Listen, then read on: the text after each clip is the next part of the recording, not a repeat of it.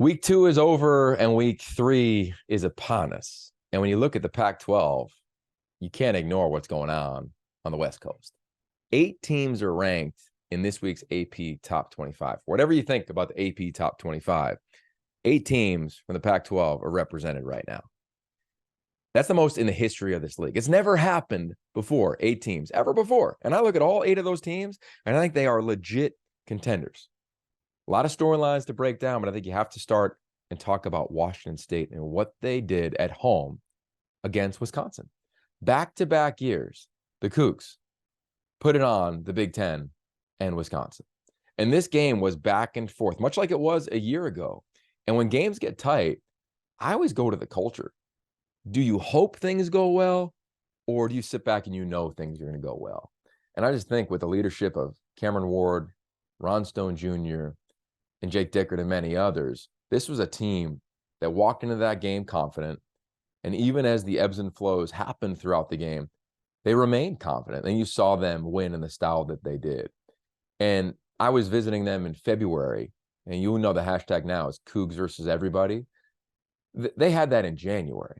This was who this team was going to be before realignment became what it is now. So they've been building this. This isn't all of a sudden because the rest of the country is paying attention that it's Cougs versus everybody. And they got this even larger chip on their shoulder. They are who they are. I was asked earlier today on a radio show, they said, do you think that Washington State is making a statement that they're a Power 5 team? They've always been a Power 5 team. Go back to Rose Bowls, go back to Mike Price, go back to Bill Doba. Yes, they had a stretch where it wasn't great. And then Mike Leach came in, and they just continually go to bowl games, continually kick out draft picks. They've had great success in the transfer portal. Cameron Ward, Deion Henley, saw him on the sideline, Nevada, USC 2 weeks ago, now playing for the Chargers here in LA.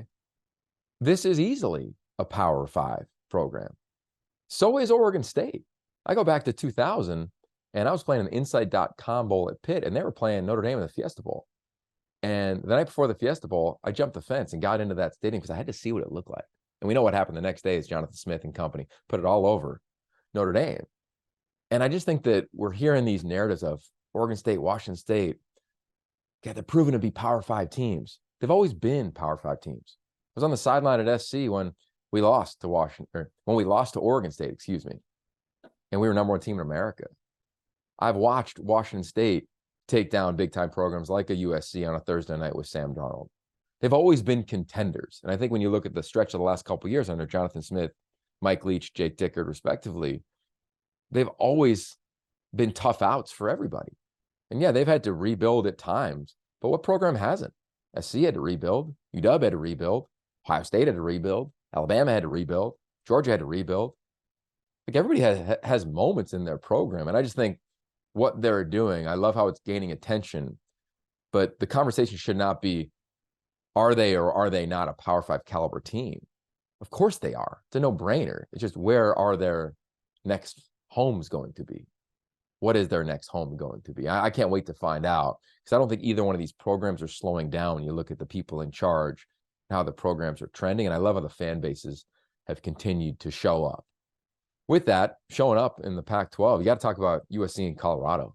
I mean, the Trojans offense called their first 2 games, saw what they did to Stanford on Saturday night. They got a bye now, and then they have a stretch of 9 games. This team, I think, is building towards something special. They are mission-minded. The challenge is they got to play a bunch of other teams that are as well. Utah, who went on the road, had an awesome win against Baylor. Oregon went on the road, powerful win against Texas Tech. I'm calling the Ducks this weekend. Washington was there last weekend. This offense, I truly believe, is one of the, if not the most dynamic in the country. The route combinations, the scheming of this offense. I mean, it's so unique with Ryan Grubb and Kalen DeBoer. I mean, they are putting defenses in binds. They had some uncharacteristic drops on Saturday, but overall, this offense has the firepower that can compete with anyone around the country. And what's fun about this year is when you make that statement, you're talking about anyone around the country, some of the measuring sticks of around the country are in this region of the country, of the West Coast. And I think that's really fun because we haven't had that in a while. So I think you have to talk about those 2 teams. You're talking about big-time teams around the country. And then, of course, Colorado.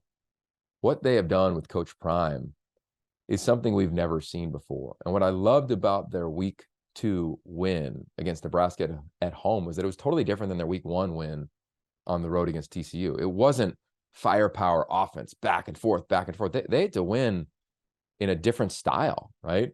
They weren't scoring a bunch of points early. They had to play defense early. They were tested early. And then they just kind of leaned on Nebraska and just wore them out by the end of the game. And I think when I look at championship teams, I think historically, if we all look at, hey, what's the mark of a championship team? Can you find different ways to win? Like, I get it, it's only 2 games, so can't crown anybody yet, especially in year 1 of a brand new program with a ton of new faces at Colorado. But we do have to talk about them as a championship contender because they've done the things that championship teams have to do. Go on the road and get a tough win, much like Oregon and Utah have already done, and then win in unique ways, which I think we saw from them this past weekend. So there it is. Let me know if you want me to talk about anything else. I love coming on once a week, kind of giving a recap, emptying the call sheet of sorts on what happened over the weekend in Pac-12 play and college football on the West Coast.